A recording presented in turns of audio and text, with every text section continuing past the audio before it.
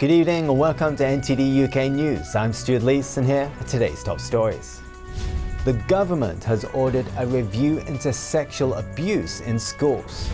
A large study shows less than half of Britons with COVID-19 symptoms self-isolated for a full 10 days. And Labour leader Sir Keir Starmer says that vaccine passports would likely be rejected by the British public.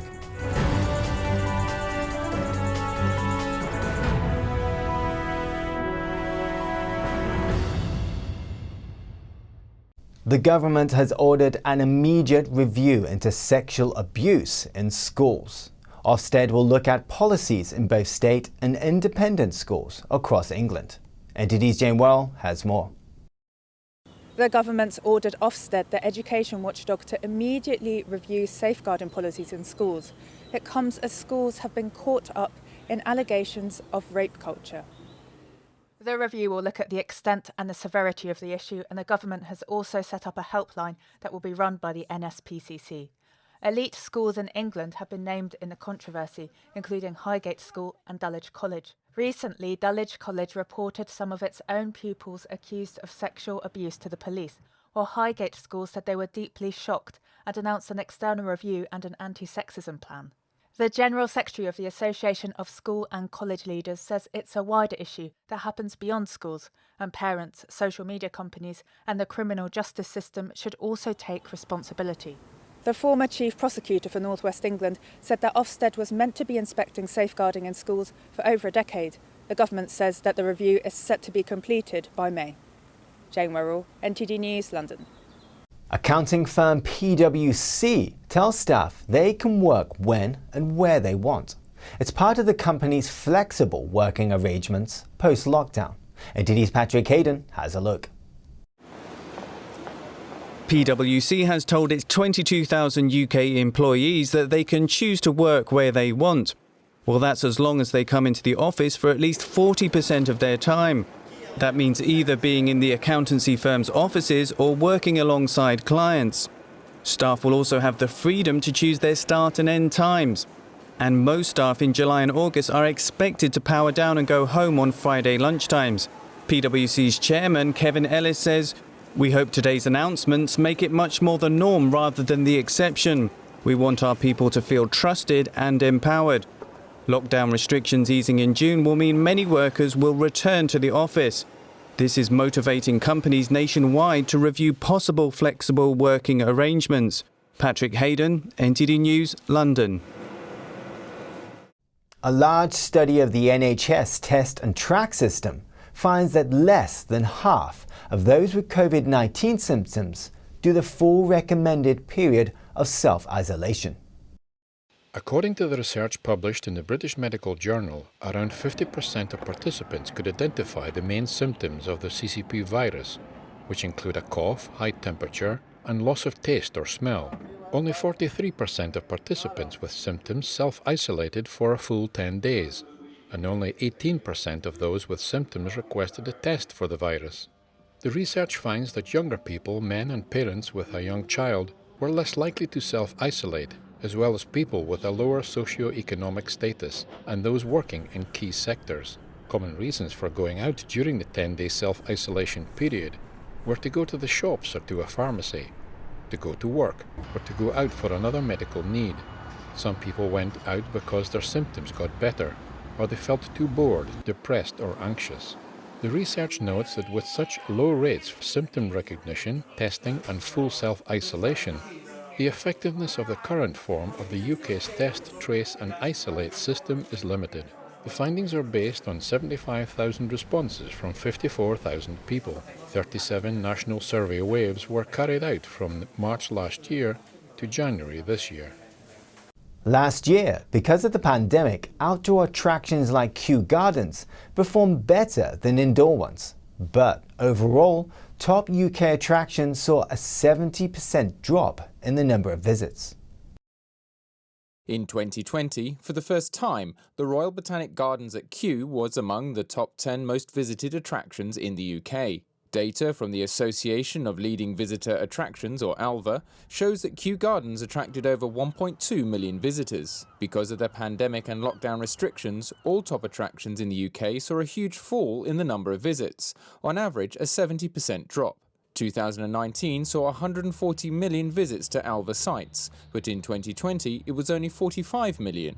While Kew Gardens saw a decline of 36%, it fared much better than many indoor attractions. Visitor numbers to some top museums dropped by about 80%, including the Natural History Museum, the British Museum and the V&A Museum. In 2019, the Tower of London, with nearly 3 million visitors, was the most visited paid attraction in the UK. But in 2020, with less than 450,000 visitors, it nearly dropped out of the top 20.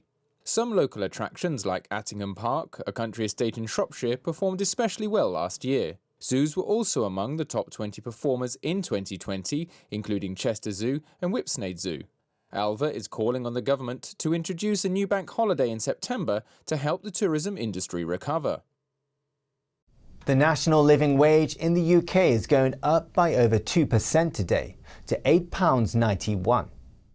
That's the equivalent of £345 a year for someone working full-time.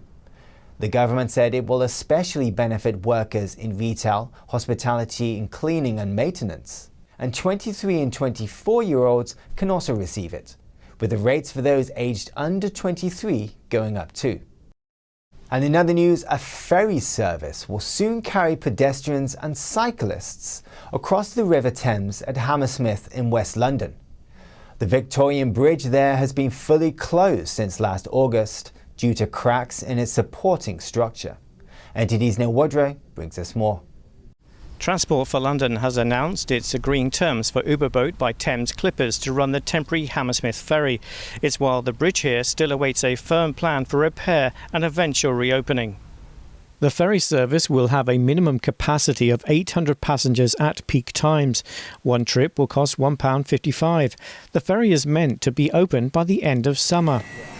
There was talk about it being actually as late as October, November. So, I mean, residents around here are kind of really tired of waiting for progress on this.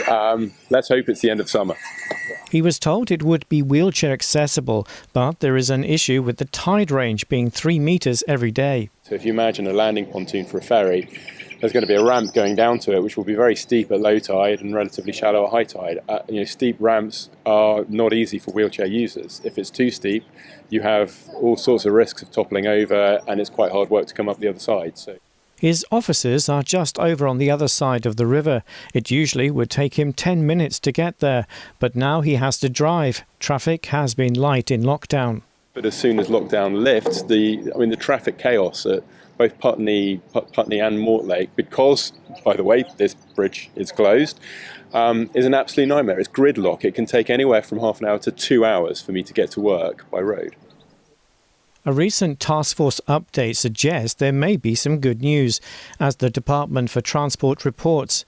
Following blast cleaning and visual inspection, and if no further fractures are found on the western pedestals, evidence supports the potential reopening of the bridge to pedestrians and cyclists in limited and controlled circumstances. I asked him about this. So, if that's the case, let's stop talking about a ferry service and let's get it open right away. Gordon Smith raises the point of the narrowness of the river here at low tide and the pontoons needed. At low tide, the river is half as wide as it is at high tide. So in terms of building the pontoons and the landing docks for that ferry service, you're going to be building half a temporary bridge anyway. So when you look at the cost of building those pontoons and you look at the cost of running that ferry service, why are we not still considering a temporary bridge instead of all of that? It's not actually clear when the ferry will start or if it will be sufficient. 1 year on, locals say progress is needed on the bridge. Neil Woodrow, NTD News, Hammersmith Bridge, London. Labour leader Sir Keir Starmer says he thinks vaccine passports for going to the pub would likely be rejected by the British public. Starmer told The Telegraph that COVID certificates are a complex issue and it would be wrong in principle to ask landlords to decide whether to check on their customers. The government is considering using such certificates. But Liberal Democrats and some Tory rebels are opposing the plans. Starmer's comment suggests the government could struggle to get enough votes for any vaccine passport proposal.